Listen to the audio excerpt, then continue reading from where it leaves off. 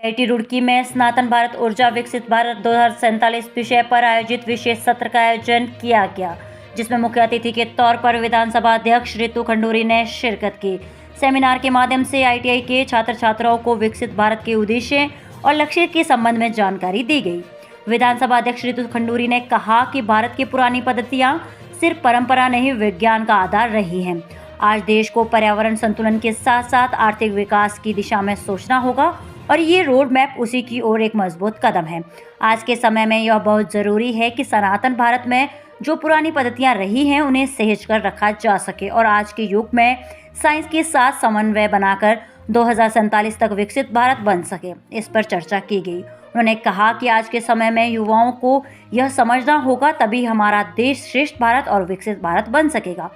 विधायक प्रदीप बत्रा ने कहा कि आज का सेमिनार बहुत महत्वपूर्ण रहा है और सेमिनार के माध्यम से छात्र छात्राओं को जानकारी दी गई कि प्रधानमंत्री नरेंद्र मोदी की सोच विकास के साथ विरासत को संजोकर रखना है और 2047 तक हमारा राष्ट्र विकसित भारत के साथ आत्मनिर्भर भारत बनेगा। आईआईटी रुड़की में हुए इस सम्मेलन में विशेषज्ञों, प्रोफेसरों और विद्यार्थियों ने बढ़ चढ़कर हिस्सा लिया। आईआईटी रुड़की में जो हमने ये कार्यक्रम किया है sustainable energy at the rate विकसित भारत 2047 पे हम लोगों ने यहाँ पर एक सेमिनार आज होने जा रहा है, उसमें मैं भी आई थी और इस बात को हम लोगों ने रखा कि बहुत आवश्यक है कि जो सनातन भारत में जो पुरानी पद्धतियाँ थी, जो सिस्टम्स थे, जो तरीके थे, उनको भी आज की साइंस देखे, समझे और पढ़े और साथ ही साथ समन्वय रखते हुए जहाँ में एक तरफ सस्टेनेबल एनर्जी की आवश्यकता है, वहीं दूसरी तरफ देश को इकोनॉमिक डेवलपमेंट की भी आवश्यकता है। तो दोनों के साथ हार्मनी रखते हुए, हाथ में हाथ मिलाते हुए किस तरह से हम 2047 में एक सुंदर स्वस्थ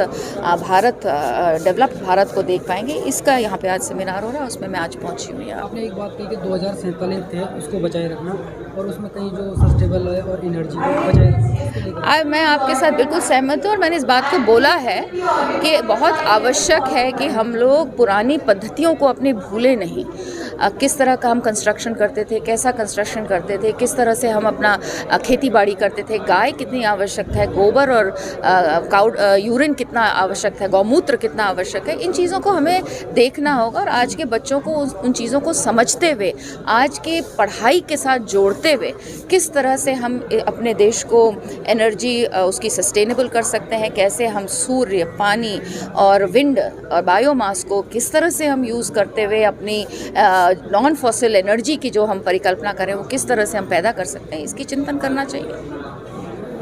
आईआईटी रुड़की द्वारा विकसित भारत को लेकर एक सेमिनार रखी गई, जिसमें हमारी ऑनरेबल स्पीकर रितु खंडूरी जी उपस्थित थी और हमारे deputy director UV Singh ji उपस्थित थे और समझ के प्रोफेसर जी ने प्रोग्राम किया था। तो आज यहाँ पर आकर बच्चों के बीच में अच्छा लगा। बच्चों को विकसित भारत के उद्देश्य और लक्ष्य के बारे में बताया कि जो लक्ष्य हमारे प्रधानमंत्री दिया है उसको पूरा करना हमारे सबकी जिम्मेदारी बनती है और हम इस ओर बढ़ें, आगे बढ़ें और विकास भी और विरासत दोनों को हम लोग संजो कर आगे बढ़ाएं, क्योंकि विकास से ज़्यादा विरासत भी ज़रूरी है और विकास अगर होगा तो जो हमारी जो विरासत है, हमारे जो संस्कार हैं, संस्कृति हैं, हमारे जो ग्रीन बेल्ट्स हैं, हमारा जो ग्रीन टेक्नोलॉजी है, उसको आगे बढ़ाने का हम लोग काम करें तो निश्चित रूप से बात 2047 में विकसित भारत भी बनेगा और आत्मनिर्भर भारत भी बनेगा।